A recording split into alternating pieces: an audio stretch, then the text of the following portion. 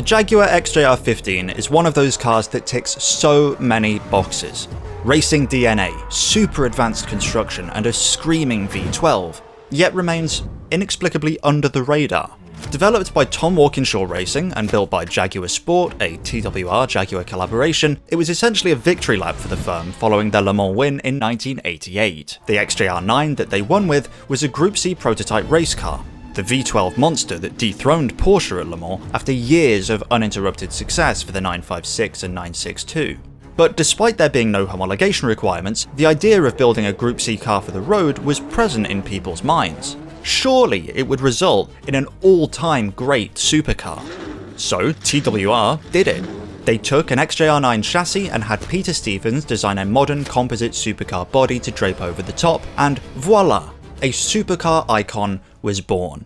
Except it kind of faded into the background as time marched on. For context, the XJR-15 was contemporaneous to the Ferrari F40 and Porsche 959 era of supercar excellence. It made around the same power, weighed less than both of them, was powered by a naturally aspirated V12, and was underpinned by a Le Mans winning chassis, giving it more performance credibility than either of those two poses. Well, I suppose both those cars do have racing credentials, but it's not quite a Group C Le Mans win, is it? But while the F40 and 959 remain icons, the XJR-15 is a bit niche. It was super raw, only 53 were built, and they cost double what an F40 cost. Maybe it was just too extreme? Jaguar organised a one-make racing series for the cars as well, and this is where we start to get into why I really think the XJR-15 deserved better.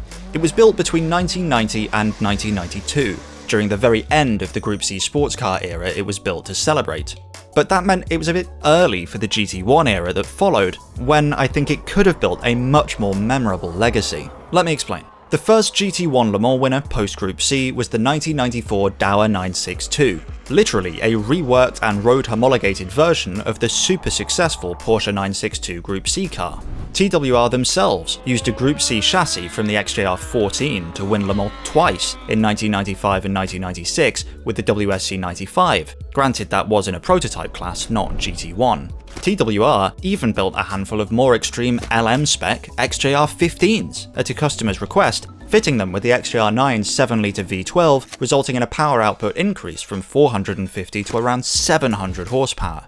The XJR-15 had all the makings of a GT racing icon, and TWR were a firm more than capable of making it happen. A road homologated Group C car that defined the trajectory of GT1. But it wasn't. XJR-15s only ever raced against each other, and everyone else moved on.